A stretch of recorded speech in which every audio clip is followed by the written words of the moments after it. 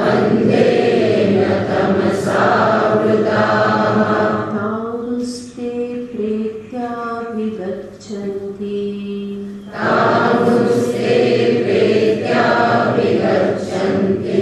ये केचात्मनो जनाः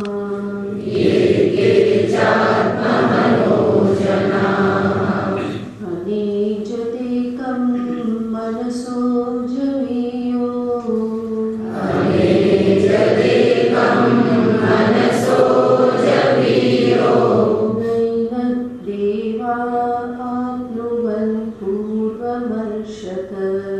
नैनद्देवा आप्नुवन् पूर्वमर्षत तथावतो ज्ञानत्येति तिष्ठत्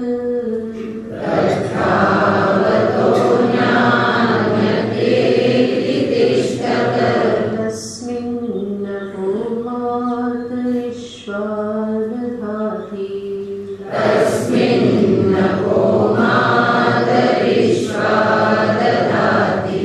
तदेजति तन्मेजति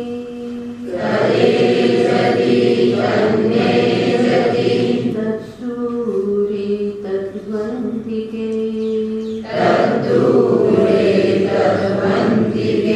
तदन्तरस्य सर्वस्य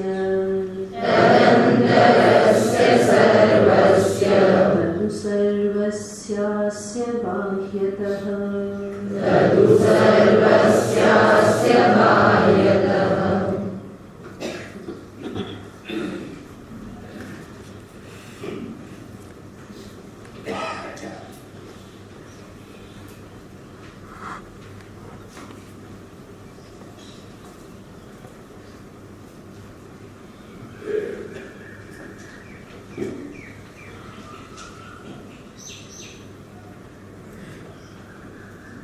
ઉપનિષદના પ્રથમ મંત્રમાં કહેવામાં આવ્યું ઈશાવાસ્યમ ઇદમ સર્વમ. જીવનના લક્ષ્યને દર્શાવવામાં આવ્યું અને આ લક્ષ્યની પ્રાપ્તિને માટે બે પ્રકારના માર્ગશાસ્ત્ર દર્શાવે છે. નિવૃત્તિપરાયણ એવું સંન્યસ્ત જીવન અને બીજું પ્રવૃત્તિપરાયણ ગૃહસ્થ જીવન. આ બે જીવન જીવવાની પદ્ધતિ અને એ બંને પ્રકારના જીવન દ્વારા લક્ષ્ય તો બંને આ એક જ સિદ્ધ કરવાનું છે. ઈશાવાસ્યમ ઇદમ સર્વમ. તેન ત્યક્તેન ભેજિતાઃ માગૃહસ્ય સ્વિત્થનમ. આ સંન્યસ્ત જીવનનું નિરૂપણ છે. કુર્વન્ને વેહ કર્માણી જીજીવિષેક્ષકમ સમાહ. આગ્રસ્થ પ્રવૃત્તિનું જીવનનું નિરૂપણ છે. અને ત્રીજા મંત્રમાં કહેવામાં આવ્યું કે જે આ પ્રમાણે જ્ઞાનનિષ્ઠાના માર્ગે પર નથી ચાલતું, કર્મનિષ્ઠાના માર્ગે પર નથી ચાલતું, પરંતુ જેના જીવનનું લક્ષ્ય માત્ર ભોગ જ છે, એવી ભોગ નિષ્ઠાવાળા લોકો એને આસુરી લોક કહેવામાં આવ્યા. અને કહેવામાં આવ્યું કે જીવનમાં કોઈ સિદ્ધિ પ્રાપ્ત કરી શકતા નથી, બલ્કિ ઘોરથી ઘોર સંસારને જ પ્રાપ્ત કરે છે. ચતુર્થ મંત્રથી આત્મ સ્વરૂપનું નિરૂપણ પ્રારંભ કરવામાં આવ્યું, જેમાં કહેવામાં આવ્યું અને જનેકમ મનસો જવીય. પાંચમા મંત્રમાં પણ એ જ પરમ તત્વનું નિરૂપણ કરી રહ્યા છે. તદે જતી તન્ને જતી તદ્દૂરે તદ્વંતિકે તદંતરસ્ય સર્વસ્ય તદુ સર્વસ્યાસ્ય બાહ્યતઃ. ઉપનિષદમાં પરમ તત્વનું નિરૂપણ બે પ્રકારે કરવામાં આવે છે. એક તો તત્વનું નિરૂપણ સોપાધિક તૈયાર કરવામાં આવે છે, યાને સોપાધિક તત્વ, માયા વિશિષ્ટ તત્વ, અંતઃકરણ વિશિષ્ટ ચૈતન્ય યા માયા વિશિષ્ટ ચૈતન્ય, એવું સોપાધિક બ્રહ્મ ચૈતન્ય કે જેને જગત કારણ કહેવામાં આવે, જેને સર્વજ્ઞ સર્વેશ્વર કર્માધ્યક્ષ કર્મફલદાતા કહેવામાં આવે, તો એવા પરમાત્માનું આજે નિરૂપણ એ છે માયા ઉપાધિ સહિત પરમાત્માનું નિરૂપણ છે. તો એ નિરૂપણને કહેવામાં આવે છે સોપાધિક નિરૂપણ. બીજું, નિરૂપાધિકતયા તત્વનું નિરૂપણ. નિરૂપાધિક યાને જેમાં કોઈ ઉપાધિ નથી, કેવલ શુદ્ધ ચૈતન્ય ઘન સ્વરૂપનું નિરૂપણ. આ જે શુદ્ધ ચૈતન્ય સ્વરૂપ બ્રહ્મ સ્વરૂપ જે છે એ ક્યારેય પણ કોઈ ઇન્દ્રિયનો વિષય બનતું નથી, ક્યારેય પણ કોઈ પ્રમાણનો વિષય બનતું નથી. આપણે જેને પ્રમાણ તરીકે જાણીએ છીએ એ સર્વ પ્રમાણનો વિષય આ બ્રહ્મ તત્વ બનતું નથી. અને એટલા માટે જ મોટા મોટા બુદ્ધિમાનો પણ બ્રહ્મ જેવી કોઈ વસ્તુ છે, આત્મા જેવી કોઈ વસ્તુ છે એને સ્વીકારી શકતા નથી. કારણ કે આ કોઈ પ્રયોગોથી મશીનોથી સિદ્ધ થનાર નથી, કે આપણી ઇન્દ્રિયો દ્વારા એ પકડમાં આવે એવું નથી. તો શુદ્ધ ચૈતન્ય ઘન જે સ્વરૂપ જે છે એ આવી રીતે સર્વ પ્રકારના પ્રમાણથી, સર્વ પ્રકારના અનુભવોથી પર છે. માટે એનો ઇન્દ્રિય દ્વારા જ્યારે કે અંતઃકરણ દ્વારા જ્યારે અનુભવ કરવાનો આગ્રહ રાખવામાં આવે તો એ પ્રકારનો અનુભવ સંભવ બનતો નથી.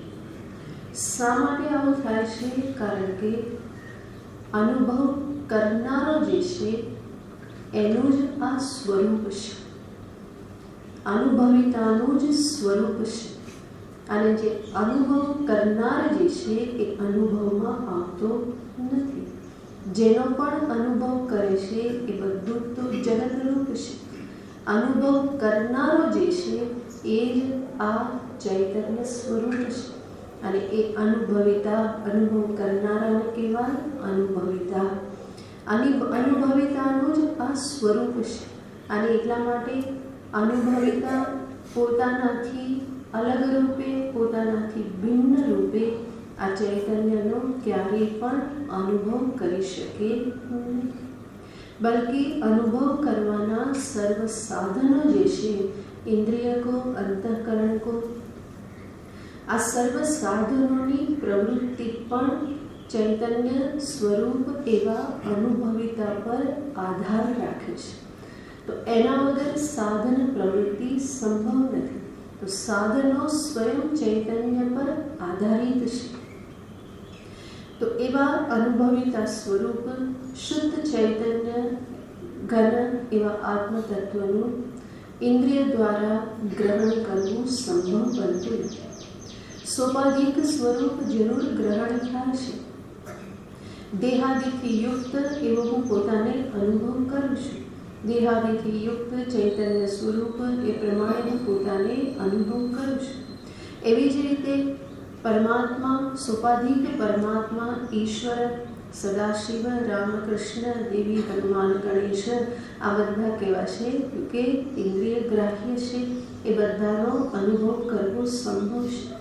પરંતુ એ બધાની પાછળ રહેલ શુદ્ધ ચૈતન્ય તત્વ, આ દેહાદિની પાછળ રહેલ શુદ્ધ ચિત્તઘન આત્મા, આનો ઇન્દ્રિય દ્વારા અનુભવ કરવો સંભવ નથી. અને એટલા માટે એને ગ્રહણ કરવું, એને સ્વીકારવું એ પણ બહુ કઠિન થઈ જાય છે. તો આવા તત્વના સંદર્ભમાં આવું કોઈ તત્વ છે એના માટે પ્રમાણ કેવલ શ્રુતિ શાસ્ત્ર છે. શાસ્ત્ર એનું નિરૂપણ કરે છે અને સાથે સાથે શાસ્ત્ર જે નિરૂપણ કરે છે એને હું જો યોગ્ય રીતે સમજું તો મને સ્પષ્ટ રૂપે એ સમજાય જાય કે જે તત્વનું નિરૂપણ શાસ્ત્ર કરે છે એ તો વાસ્તવમાં હું જ છું, મારું જ સ્વરૂપ છે. ભલે હું એને ઇન્દ્રિય દ્વારા ગ્રહણ ન કરી શકું અને છતાં પણ એ મારાથી ભિન્ન નથી. તમે જે વિચાર કરો ચેતન તત્વ તમારાથી ભિન્ન છે. તમે જડ છો, માફ કરજો, જડ નથી. તમે કેવા છો? ચૈતન્ય. કેવી રીતે ખબર પડી? આંખેથી જોયું, આંખેથી દર્શન કર્યું ચૈતન્યનું. કેવા કલરનું છે? આંખેથી જોયું નહીં, એનો અવાજ કેવો? કાનથી સાંભળ્યું, અંદરથી કંઈ સંભળાય ને? ચેતનનું કંઈક ગીત સંભળાય ને? કંઈ સંભળાતું નથી, એનો સ્પર્શ થતો નથી. કોઈ સુગંધ આવે છે? આવતી હોય તો શેની હોય? કાં તો પસીનાની હોય અને કાં તો પરફ્યુમની હોય. ચૈતન્યની કોઈ સુગંધ તમને ક્યારેય આવી નહીં. એનો અર્થ તમે જાણો છો હું ચેતન છું, પણ કોઈ ઇન્દ્રિય દ્વારા એ ચૈતન્યને તમે ગ્રહણ કર્યું નથી. તમારા મનથી આમ તમે અનુભવ કરો છો એ કે મને ઇન્દ્રિયથી નહીં, પણ આમ અંદર અંદર મને આમ એવું લાગે છે કે હું કોણ છું.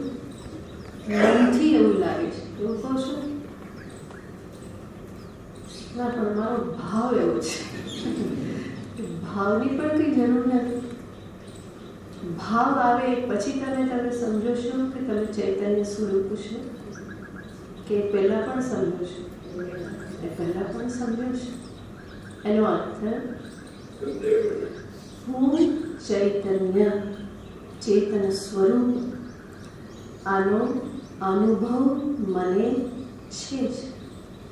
પણ એ ચેતન તત્વનો અનુભવ મને કેવી રીતે છે? મારાથી કોઈ જુદા વિષય રૂપે નહીં, પરંતુ ચૈતન્ય હું કેવી રીતે ઓળખું છું? અહમ રૂપે, હું રૂપે જ મને એનો અનુભવ થાય છે. હા, જરૂર અજ્ઞાન અવસ્થામાં કેવળ ચેતન હું છું એ નિશ્ચય નથી, અને એટલા માટે હું ચૈતન્ય છું એવું હું સમજું છું, પણ એની સાથે સાથે હું કોને ભેળવી દઉં છું? શરીરને, ઇન્દ્રિયોને, આ બધાને ભેળવી દઉં છું. અને આ હાથ હલે છે, મોઢામાંથી શબ્દ બહાર નીકળે છે, તમે એને સાંભળો છો, આ બધી ક્રિયા થાય છે. એટલા માટે હું મને પોતાને શું સમજું છું? હું ચેતન છું. ક્રિયાઓ થાય છે એટલા માટે. પણ વાસ્તવમાં કોઈ ક્રિયા ન હોય તો પણ હું ચૈતન્ય સ્વરૂપ છું. ક્રિયાના આધારે મારું ચેતનત્વ સિદ્ધ નથી થતું, બલ્કિ મારા ચેતનત્વના આધારે બધી જ ક્રિયાઓ સિદ્ધ થાય છે. તો આ બધી બાબતોના આધારે આપણે સમજી શકીએ કે જે ચેતન તત્વનું નિરૂપણ શ્રુતિ કરે છે, જે આત્માનું નિરૂપણ ઉપનિષદ શાસ્ત્ર કરે છે, જે બ્રહ્મ તત્વનું નિરૂપણ કરે છે ચૈતન્ય ઘન ચિદાનંદ સ્વરૂપ, એ વાસ્તવમાં કોઈ મારાથી ભિન્ન તત્વ છે જ નહીં. એ તો મારું પોતાનું નિજી સ્વરૂપ છે. આ શરીરો આવે છે અને જાય છે, બદલાતા રહ્યા. ઇન્દ્રિયોની પણ ક્યાંક પૂર્ણ અભિવ્યક્તિ, ક્યાંક અલ્પ અભિવ્યક્તિ, આ બધું થતું નથી. મન બુદ્ધિનું પણ એવું જ છે, પરંતુ આ બધાની સાથે હંમેશા શું છે? ચૈતન્ય તો છે જ. અને એ ચૈતન્ય એ જ મારું પોતાનું સ્વરૂપ છે.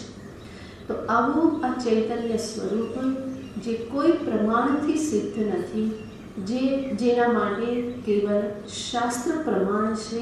શાસ્ત્ર કહેશે બ્રહ્મ અસ્તિ, બ્રહ્મનું નિરૂપણ કરે છે, તત્વનું નિરૂપણ કરે છે. અને શાસ્ત્ર પ્રમાણને ફરી પ્રમાણિત કોણ કરે?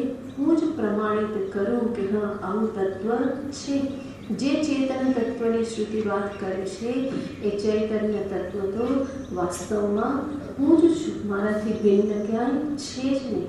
તો શ્રુતિ જે દર્શાવે છે એને જ મારો અનુભવ પણ પ્રમાણિત કરે છે. તો આવું આ તત્વ જે છે એ કોઈ ઇન્દ્રિયથી, કોઈ પ્રયોગોથી, કોઈ મશીનથી સિદ્ધ થઈ શકતું નથી. શ્રુતિ પ્રમાણ છે અને શ્રુતિ એટલે શબ્દરૂપ છે, શબ્દાત્મક શાસ્ત્ર છે. અને શબ્દરૂપ શાસ્ત્રથી શબ્દાતીત તત્વને જ્યારે દર્શાવવાનું હોય તો શબ્દનો પ્રયોગ પણ કંઈક વિશેષ રીતે કરવો પડે કે જેના કારણે શબ્દાતીત તત્વનો નિર્દેશ થઈ જાય. અને એટલે જ ઉપનિષદ શાસ્ત્રની પોતાની તત્વ નિરૂપણ કરવાની એક આગવી પદ્ધતિ છે. અને એ પદ્ધતિ છે વિરોધાભાસી શબ્દનો ઉપયોગ કરવો, જેને અહીંયા આપણે 5મા મંત્રમાં સ્પષ્ટ જોઈ શકીએ છીએ. તદેજતિ તન્નેજતિ તદ્દૂરે તદ્વંતિકે. એમાં ચલન છે, ન એજતિ, એમાં કોઈ ચલન નથી. મનરૂપી ઉપાધિને આધારે જો વ્યષ્ટિ સ્તરે તો એમાં ચલન છે. અંતઃકરણ રૂપી ઉપાધિ, એમાં પ્રતિબિંબિત ચૈતન્ય, એના આધારે જોઈએ તો એમાં શું છે? ચલન છે. પાણીની ભરેલી ડોલ, એમાં સૂર્યનું પ્રતિબિંબ પડે અને પાણી જો હલે તો કોણ હલે? પ્રતિબિંબ હલે. માટે સૂર્યને કહેવાય કે તદ એજતિ. અને જ્યારે આકાશસ્થ સૂર્ય તરફ દ્રષ્ટિ રાખીએ, ત્યાં ડોલ કે પાણીરૂપી કોઈ ઉપાધિ નથી, તો ત્યારે શું કહીએ? તન્ ન એજતિ. તો આવી રીતે સોપાધિકતયા અહીંયા પણ ચૈતન્ય સ્વરૂપ જે છે મનરૂપી ઉપાધિના આધારે તદ એજતિ. અને ઉપાધિ રહિત રીતે શુદ્ધ ચૈતન્ય ઘન તત્વ ન એજતિ. તદેજતિ તન્ન એજતિ. તદ્દૂરે તદ્વંતિકે. એ બહુ જ દૂર છે અજ્ઞાનીય માટે, અવિવેકીય માટે. વસ્તુ હાજર હોવા છતાં પણ અજ્ઞાત હોય તો એ હંમેશા મને કેવી લાગે છે? દૂર લાગે છે. અજ્ઞાનીનું પણ સ્વરૂપ તો આ જ છે, ચૈતન્ય સ્વરૂપ આત્મા જ છે.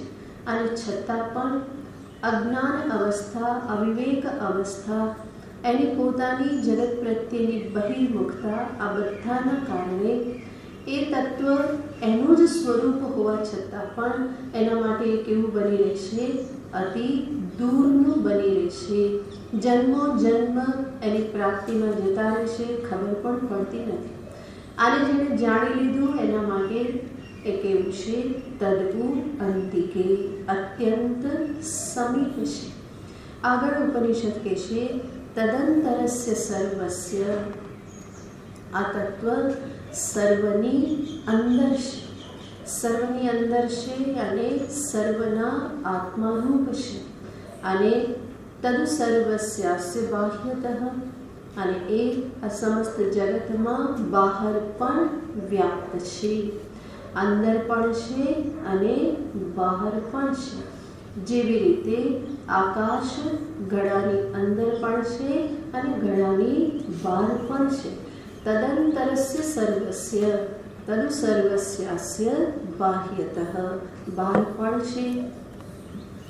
એનો અર્થ ઉપનિષદ કહેવા માંગે છે કે અંદર બહાર છે અને સર્વવ્યાપક છે. અંદર છે, સર્વના આત્મારૂપ છે.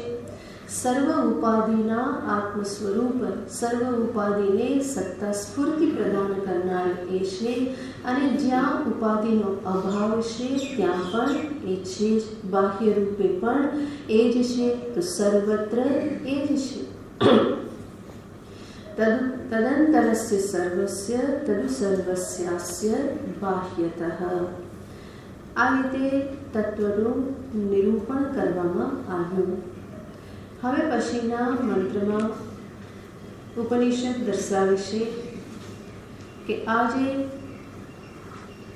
તત્વનું નિરૂપણ કરવામાં આવ્યું અને જે તત્વના જ્ઞાનની વાત કરવામાં આવી, એ તત્વજ્ઞાનનું સ્વરૂપ શું છે અને તત્વજ્ઞાનનું જીવનમાં ફળ શું છે? આ બંનેનો નિર્દેશ ઉપનિષદ હવે પછીના 2 મંત્રમાં કરે છે. એટલું સુંદર રીતે આ મંત્રમાં નિરૂપણ કરવામાં આવ્યું છે કે જિજ્ઞાસુ સાધકને જ્ઞાન સાધના જે છે એ એકદમ સ્પષ્ટ થઈ જાય છે. શું કરવાનું છે, તત્વને કેવી રીતે સમજવાનું છે, એના માટેના સોપાન શું છે, અને તત્વને મેં સમજી લીધું તો એની જીવનમાં અભિવ્યક્તિ કેવી રીતે થાય, એનું ફળ જીવનમાં કેવી રીતે પ્રતિફલિત થાય છે કે જેના આધારે કહી શકાય કે મને તત્વનું ભાન થયું છે. તો આ બધું નિરૂપણ ઉપનિષદ આગળના મંત્રમાં કરે છે. 6થો મંત્ર વાંચીએ. યસ્તુ સર્વાણિ ભૂતાનિ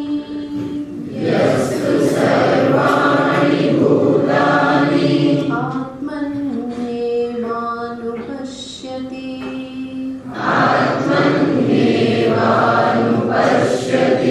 સર્વભૂતેષુ ચાત્માનં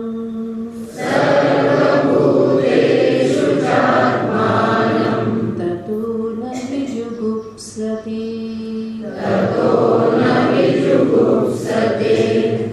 યસ્તુ સર્વાણિ ભૂતાનિ આત્મન્યેવાનુપશ્યતિ સર્વભૂતેષુ ચાત્માનં તતો ન વિજુગુપ્સતે.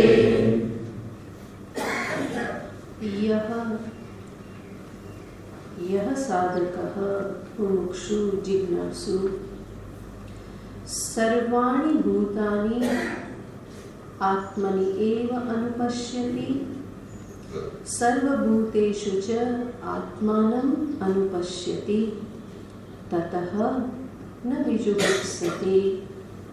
આમાં 3 બાબતો દર્શાવવામાં આવી. સર્વપ્રથમ જોઈએ તો સર્વભૂતેષુ ચ આત્માનમ અનુપશ્યતિ. શ્લોકનું 3જું પાદ સર્વપ્રથમ જોઈએ. સર્વભૂતોમાં આત્માને જુએ છે.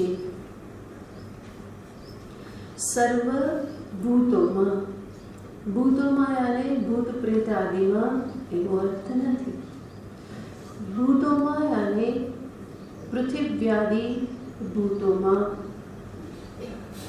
સર્વ દેહધારી જે પણ જીવો જે છે એને પણ કહેવાય ભૂત. ભવંતીતિ ભૂતાની, જેનો પણ જન્મ થાય, જે ઉત્પન્ન થાય એને કહેવાય ભૂત. પૃથિવ્યાદિ ભૂત, મનુષ્ય આદિ, પશુ પક્ષી આદિ આ બધાને કહેવામાં આવે છે ભૂત. ભવંતી જે જન્મે છે, જે પ્રગટ થાય છે. ભવંતીતિ ભૂતાની, જાતાની ઇતિ ભૂતાની, જેનો જન્મ થયો એને કહેવાય ભૂત. તો જે પણ જન્મેલું છે, સર્વભૂતેષુ આત્માનમ પશ્યતિ, જે સર્વ શરીરોમાં આત્માને જુએ છે. આ આત્મજ્ઞાનનું પ્રથમ સોપાન છે. આત્મજ્ઞાનની સાધનાનું પ્રથમ સોપાન છે.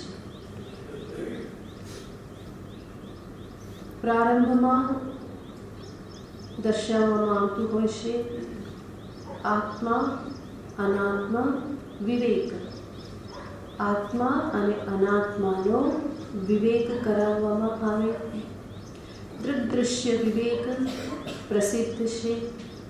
જે કંઈ પણ દૃશ્ય છે એ છે અનાત્મા જળ, અને દ્રષ્ટા જે છે એ છે ચેતના.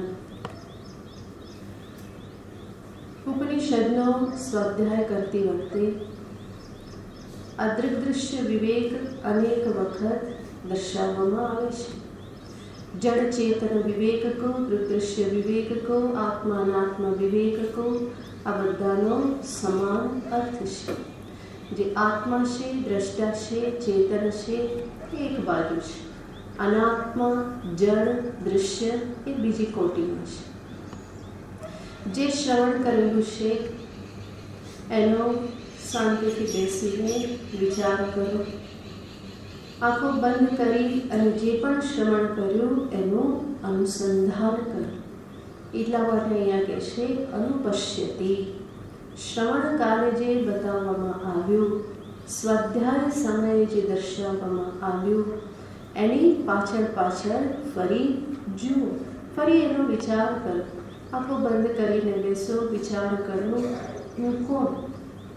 જે ઉપાધિના અંશો છે એ સર્વમાં દૃશ્યત્વ જણાશે અને તમે સ્વયંમાં કયો નિશ્ચય કરશો હું દ્રષ્ટા છું. દ્રષ્ટા હંમેશા ચેતન હોય.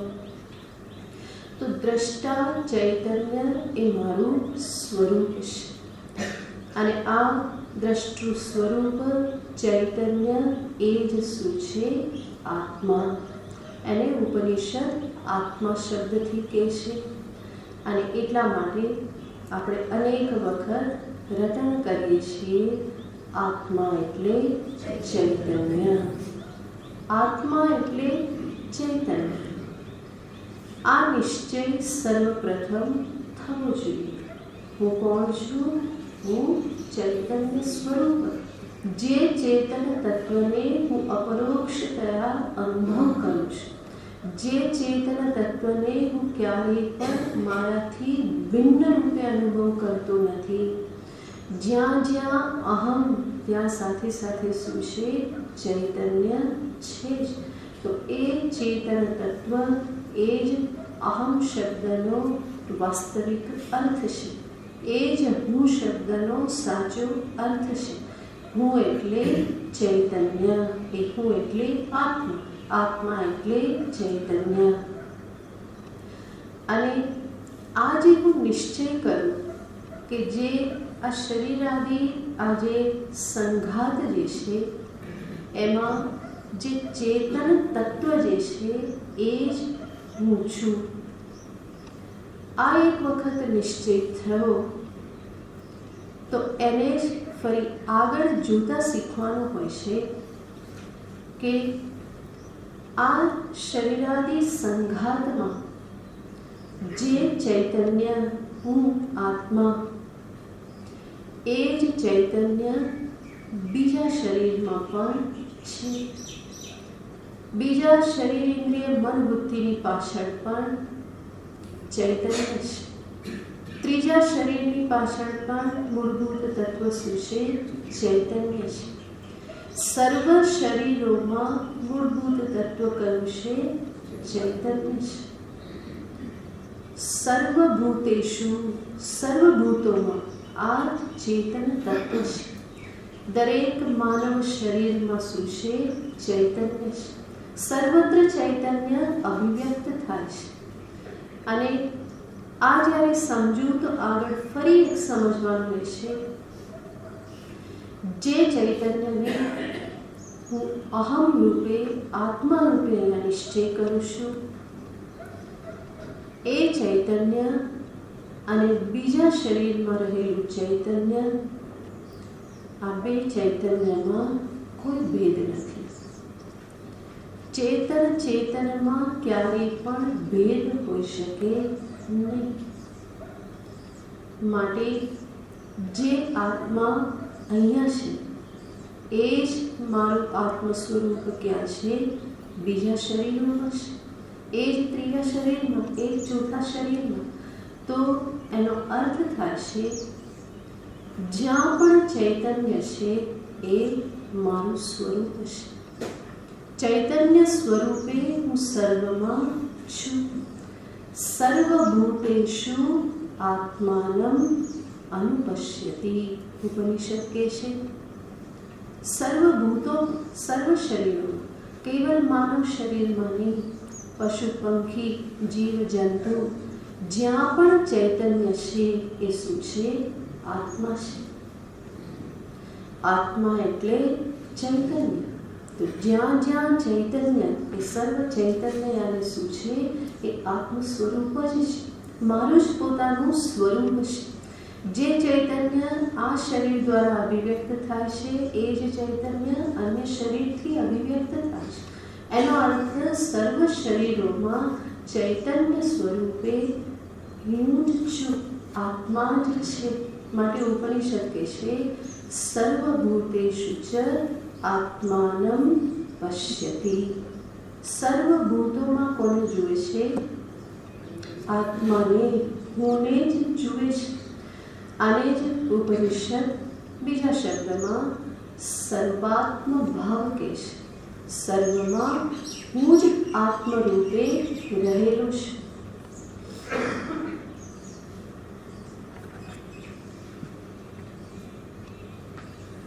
સર્વભૂતેષુ આત્માનમ પશ્યતિ. અજ્ઞાનનું પ્રથમ સોપાન. એની આગળ સૂક્ષ્મ સોપાન ઘણા છે. એમાં જોયું ત્રિદૃશ્ય વિવેક કરો, સ્વયંમાં ચૈતન્ય નિશ્ચય કરો, અન્યત્ર પણ ચૈતન્યનો નિશ્ચય કરો. એ જ ચૈતન્યમાં આત્મતત્વને જુઓ, એ આત્મા સમાન જ છે. તો સર્વભૂતોમાં આત્માને જે જુએ છે, આ પ્રથમ સોપાન. જ્યાં પણ ચૈતન્ય કોનું સ્વરૂપ છે?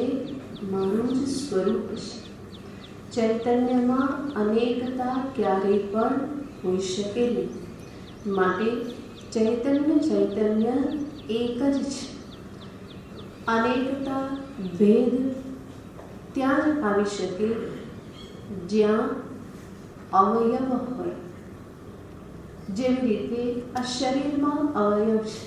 બે હાથ છે, પગ છે, મસ્તક છે, આંખ છે, નાક છે, કાન છે, હોઠ છે. આ બધા અવયવ છે. અને જે વસ્તુ સાવયવ હોય ત્યાં હંમેશા શું હોય? ભેદ હોય. એટલા માટે શરીર બધા કેવા છે કે ભેદથી યુક્ત, બધા જુદા જુદા છે. એમાં આકાર પ્રકારમાં સમાનતા નથી. તો જ્યાં અવયવ હોય ત્યાં હંમેશા ભેદ રહેવાનો. નિરવયવ વસ્તુમાં ક્યારેય ભેદ ના હોય. જેવી રીતે આકાશ નિરવયવ છે. 50 ઘડાઓમાં આકાશ છે અને બધા આકાશ કેવા છે? સમાન છે. એમાં ભેદ ના હોય. એવી જ રીતે શરીર આદિમાં ભેદ છે, પરંતુ શરીરની પાછળ રહે, શરીરમાં રહેલ ચૈતન્ય તત્વ જે છે, આત્મ તત્વ જે છે, એમાં કોઈ ભેદ નથી. એટલા માટે આત્માને એક કહેવામાં આવે છે. આત્મા કેટલા કહેવાય છે? એક. કારણ કે ચૈતન્ય સ્વરૂપ છે. ચૈતન્યમાં કોઈ ભેદ નથી, કારણ કે ચૈતન્ય નિરવયવ છે. આ પ્રથમ સોપાન થયું. બીજું સોપાન છે આત્મજ્ઞાનનું, જે પ્રથમ પંક્તિમાં પ્રથમ બે પાદમાં દર્શાવ્યું. સર્વાણી ભૂતાની આત્મની એવ અનુપશ્યતિ. સર્વભૂતોને આત્મામાં જુએ છે. બંને વાક્યમાં ભેદ જુઓ. ત્રીજા પાદમાં કહ્યું હતું સર્વભૂતોમાં આત્માને જુએ છે. અને આ બીજું સોપાન દર્શાવતા ઉપનિષદ કહે છે આત્મામાં સર્વભૂતોને જુએ છે. આખું બદલાઈ ગયું. સર્વભૂતોમાં આત્માને જુએ છે. અજ્ઞાનનું પહેલું સોપાન છે, પહેલી સમજદારી છે. અને પછી કહે છે આત્મામાં સર્વભૂતોને જુએ છે. આ પણ જોઈએ તો એક રીતે વિરોધાભાસી નિરૂપણ છે. સર્વભૂતોમાં આત્મા છે અને આત્મામાં સર્વભૂતો છે. આવું ક્યાંય જોવામાં આવતું નથી. હું ઘરમાં છું અને ઘર આવું તો થાય નહીં. આવું તો સંભવ નથી. હું ઘરમાં અને ઘર મારા. ઉપર છેલ્લી રીતે વિચારીએ તો આવું જ લાગે કે આવું સંભવ નથી, પણ સંભવ છે. દ્રષ્ટાંતથી જુઓ. તમે એક ડોલ કૂવામાં નાખો તો પાણી ક્યાં આવે? ડોલમાં. અને ડોલ ક્યાં?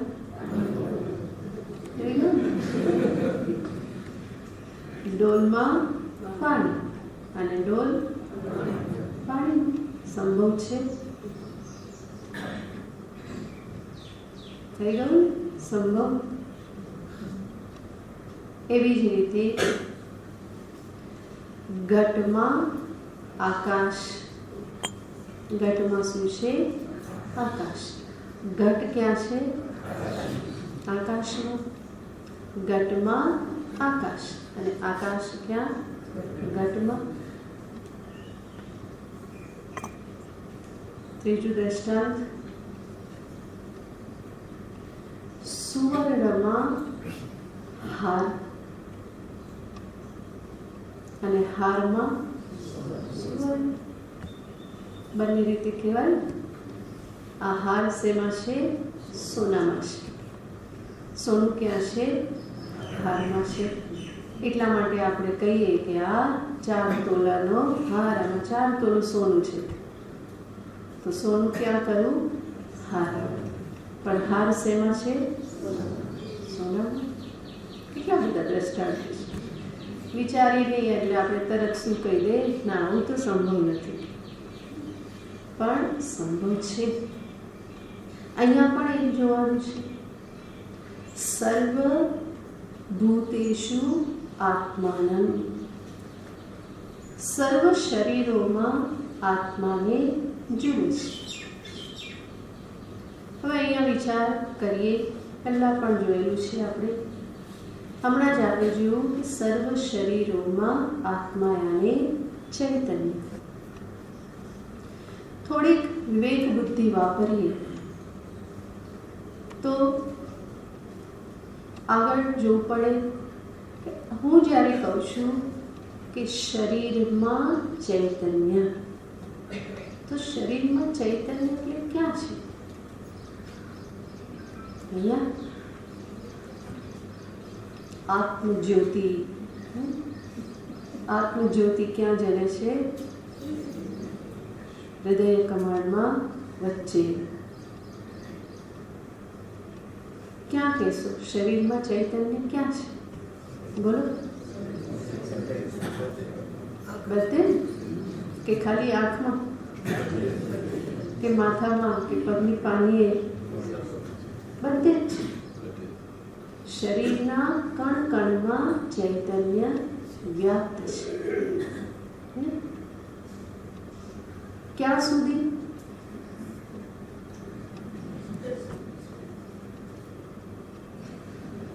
આટલું શું છે? ચૈતન્ય. અને આ એક શરીરની આકૃતિ, એમાં ચૈતન્ય છે ને બધી જગ્યાએ. ઓકે. તમે કહો છો કે શરીરના કણે કણમાં વ્યાપ્ત છે. એનો અર્થ આંગળીના ટેરવા સુધી શું છે? ચૈતન્ય છે. હવે એનાથી એક ઇંચ આગળ છે કે નહીં? કેવી રીતે કહું? પોપટી જ્ઞાન નહીં. હા,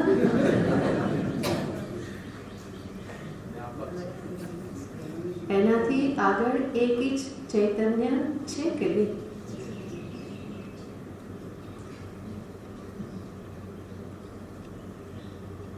હોવું જોઈએ ને કે નહીં?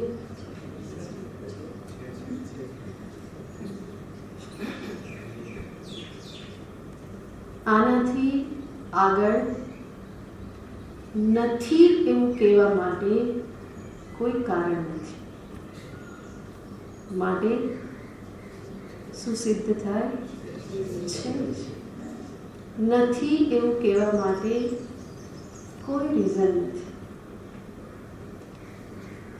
બલકી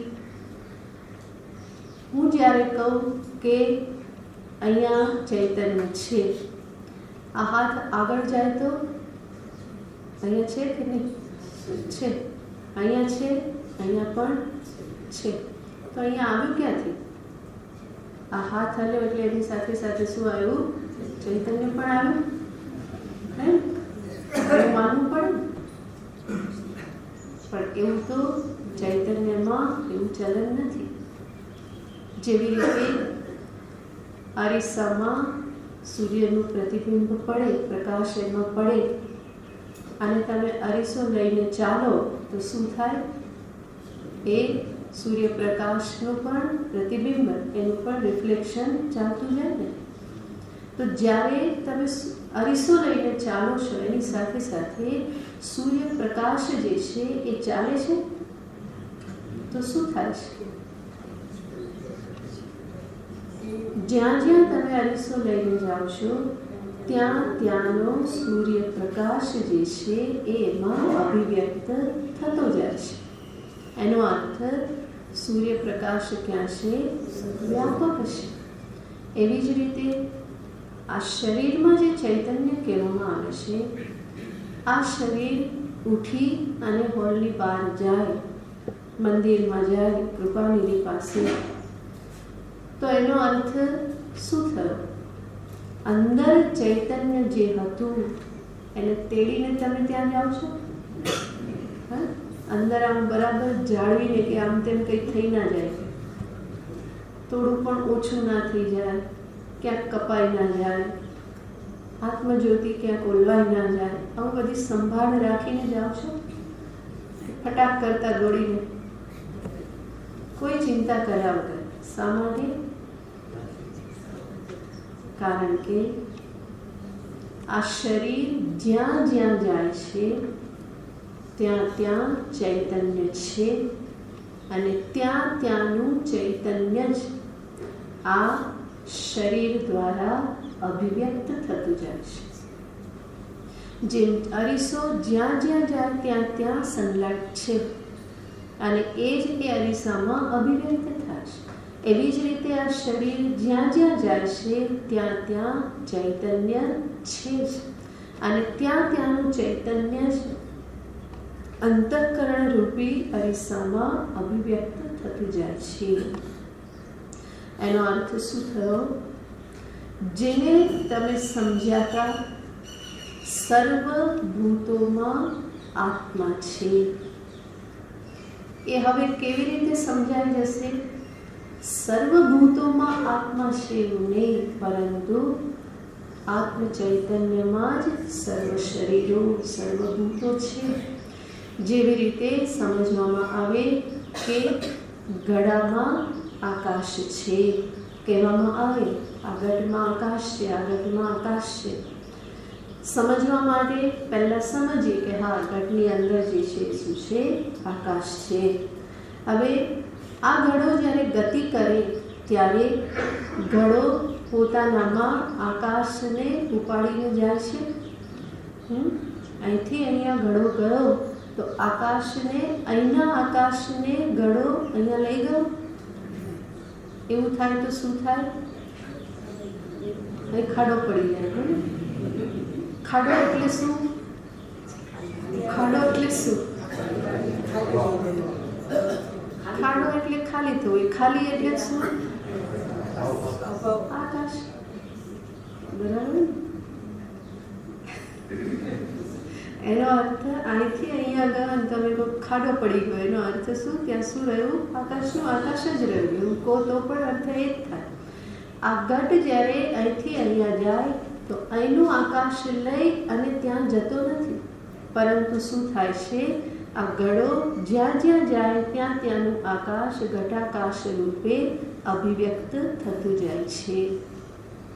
એવી જ રીતે આ શરીર જ્યાં જ્યાં જાય છે ત્યાં ત્યાંનું ચૈતન્ય શરીર દ્વારા અભિવ્યક્ત થતું જાય છે.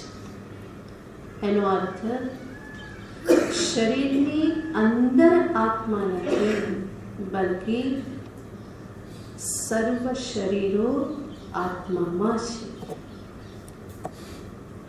જેવી રીતે ઘટ આકાશમાં છે, ઘટની અંદર આકાશ, પરંતુ સાથે સાથે ઘટની ઉપર નીચે અંદર બહાર આજુબાજુ સર્વત્ર શું છે? આકાશ જ છે. માટે શું કહેવું પડે? ઘડો આકાશમાં છે. જેવી રીતે ડોલમાં પાણી છે, પરંતુ ડોલની આજુબાજુ પણ શું છે? પાણી જ છે. માટે ડોલને પણ શું કહેવું પડે? પાણીમાં છે. એવી જ રીતે આ શરીરમાં ચૈતન્ય છે, પણ વિચાર કરું તો ચૈતન્યની કોઈ મર્યાદા સિદ્ધ થતી નથી, લિમિટેશન્સ કોઈ સિદ્ધ થતી નથી. માટે મારે સ્વીકારવું રહ્યું, શરીરમાં છે ચૈતન્ય, એ જ શરીરની બહાર પણ છે. શરીરની પાછળ છે, આગળ છે, આજુ છે, બાજુ છે, ઉપર છે, નીચે છે. જ્યારે આવી સ્થિતિ હોય તો પછી શું કહેવું પડે? શરીરમાં ચૈતન્ય છે, સાથે સાથે શું કહેવું પડે? શરીર ક્યાં છે? ચૈતન્યમાં છે. હવે જે ચૈતન્યમાં આત્મામાં આ શરીર છે એવું મેં કહ્યું, આ જ એક શરીરને લઈને આગળ પાછળ ઉપર નીચે બધું શું છે? ચૈતન્ય આત્મા. એ ચેતન આત્મા જે આ શરીરની આગળ પાછળ ઉપર નીચે છે, એ ક્યાં સુધી છે?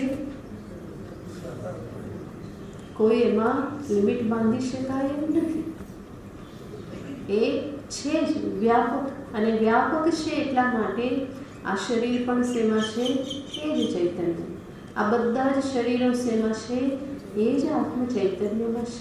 માત્ર આ જ નહીં, સમસ્ત પૃથ્વી પરના સર્વ દેહ શેમાં છે? એ જ આત્મ ચૈતન્યમાં છે. સમસ્ત બ્રહ્માંડ શેમાં છે? એ જ આત્મ ચૈતન્યમાં છે. તો સર્વ ભૂતેષુ આત્માનં પશ્યતિ, અને આગળ કહેશે સર્વાણી ભૂતાની આત્મની એવ પશ્યતિ, અને સર્વભૂતોને આત્મામાં જ જુએ છે. આ બીજું સોપાન થયું. પહેલું સોપાન શરીરમાં આત્માનો નિશ્ચય કરવો. બીજું સોપાન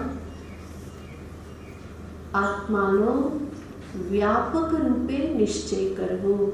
એવો વ્યાપક આત્મા કે જેમાં સર્વ શરીરો આવી જાય છે. તો સર્વ શરીરની સ્થિતિ શેમાં છે? એ જ આત્મ ચૈતન્યમાં છે. સર્વ ભૂતોનું અધિષ્ઠાન શુદ્ધ આત્મ ચૈતન્ય જ છે. એટલા માટે જાણનારો કે મય્યેવ સકલં જાતમ મયि સર્વં પ્રતિષ્ઠિતમ મયि સર્વં લયં યાતિ તદ્ બ્રહ્માદ્વયમસ્મ્યહમ. મારામાંથી જ આ બધું ઉત્પન્ન થયું, મારામાં જ સ્થિત છે, મારામાં જ લીન થઈ જાય છે. અને એટલા માટે હું જ કોણ છું? હું જ અદ્વિતીય બ્રહ્મ છું. ઉપનિષદ કહે છે જેમાંથી આ બધું ઉત્પન્ન થાય, જેમાં સ્થિત છે, જેમાં લય પામે છે, એને તું બ્રહ્મ જાણ. અને જે જાણી લે છે એને અનુભવ શું થાય છે? મારામાંથી આ બધું ઉત્પન્ન થાય છે, મારામાં સ્થિત છે, મારામાં લય પામી જાય છે. અને એટલા માટે હું કોણ છું? હું જ બ્રહ્મ છું. જેની શ્રુતિ વાત કરે છે બ્રહ્મ રૂપે, બ્રહ્મ તો સાક્ષાત કોણ છે? હું પોતે જ છું. તો ચૈતન્યનો વ્યાપક રૂપે નિશ્ચય એ દ્વિતીય સોપાન છે. સર્વભૂતાની ચ આત્મની પશ્યતિ.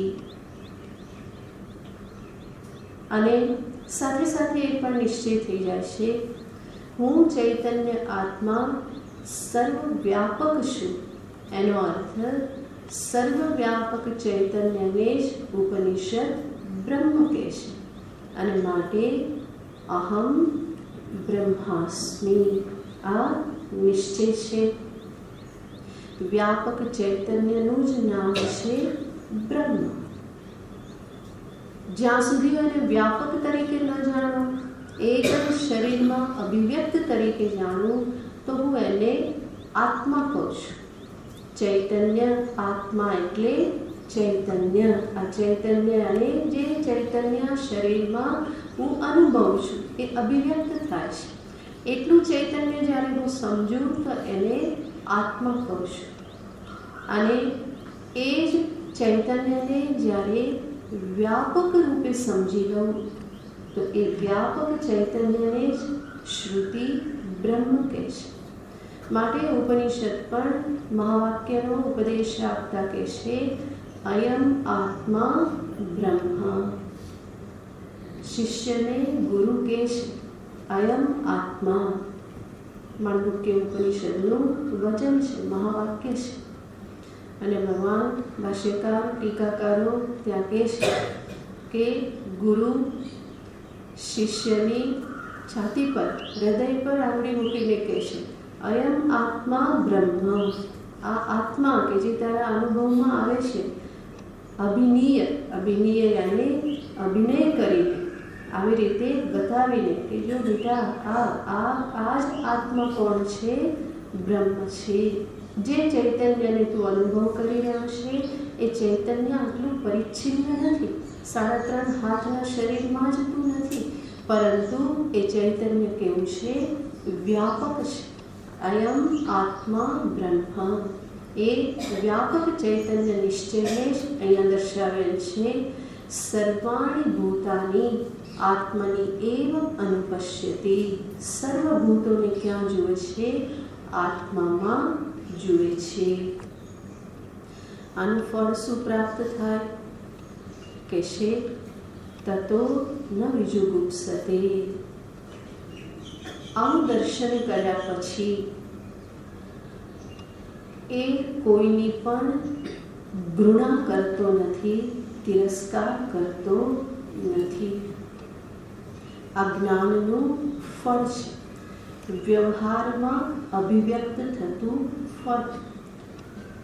એ કોઈની જુગુપ્સા અને ઘૃણા તિરસ્કાર કરતો નથી. તો આ જ્ઞાન, આ દ્રષ્ટિ મને કે કોઈને પ્રાપ્ત થઈ છે કે નહીં એનો માપદંડ શું? કોઈ પ્રત્યે ઘૃણા ન થવી, તિરસ્કાર ન થવો, આ એનો માપદંડ છે. વિશેષ પછી